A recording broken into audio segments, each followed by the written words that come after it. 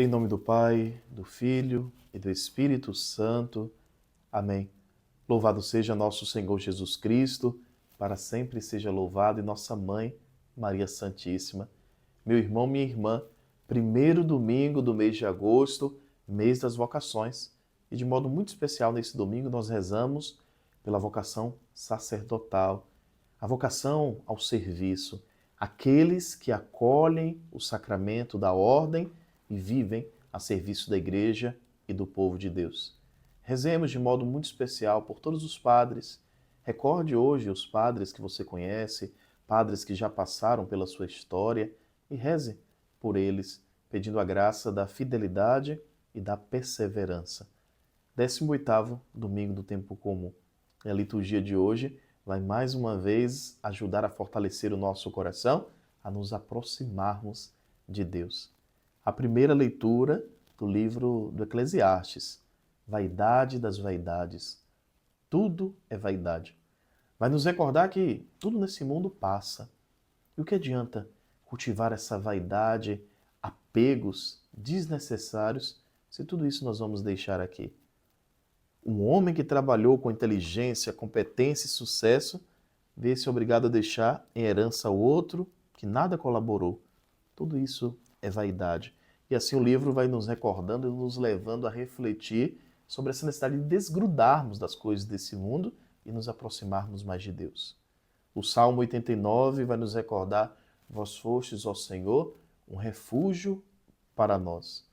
Lembrando que vamos voltar para o pó, lembrando que somos frágeis, que estamos aqui de passagem, mas que o nosso lugar é o coração de Deus.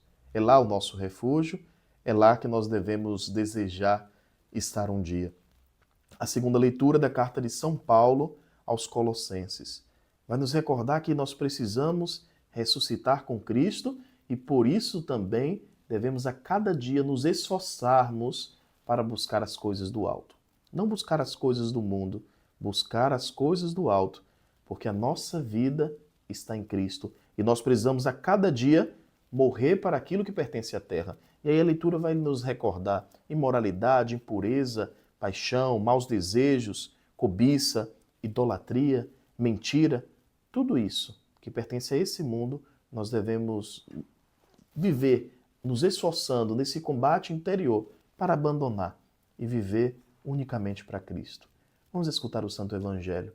O Senhor esteja convosco, Ele está no meio de nós. Proclamação do Evangelho de Jesus Cristo, segundo Lucas. Glória a vós, Senhor. Naquele tempo, alguém do meio da multidão disse a Jesus: Mestre, dize ao meu irmão que reparta a herança comigo. Jesus respondeu: Homem, quem me carregou de julgar ou de dividir vossos bens? E disse-lhes: Atenção, tomai cuidado contra todo tipo de ganância, porque mesmo que alguém tenha muitas coisas, a vida de um homem não consiste na abundância de bens. E contou-lhes uma parábola. A terra de um homem rico deu uma grande colheita. Ele pensava consigo mesmo: o que vou fazer? Não tenho onde guardar minha colheita. Então resolveu: já sei o que fazer. Vou derrubar meus celeiros e construir maiores. Neles vou guardar todo o meu trigo junto com os meus bens. Então poderei dizer a mim mesmo: meu caro, tu tens muitos bens, uma boa reserva para muitos anos. Descansa, come, bebe, aproveita. Mas Deus lhe disse: louco, ainda nessa noite pedirão de volta a tua vida. E para quem ficará o que tu acumulaste? Assim acontece com quem ajunta tesouros para si mesmo, mas não é rico diante de Deus. Palavra da salvação. Glória a vós, Senhor. O Santo Evangelho de São Lucas vem assim reforçar toda essa ideia, toda essa reflexão da liturgia de hoje sobre o apego.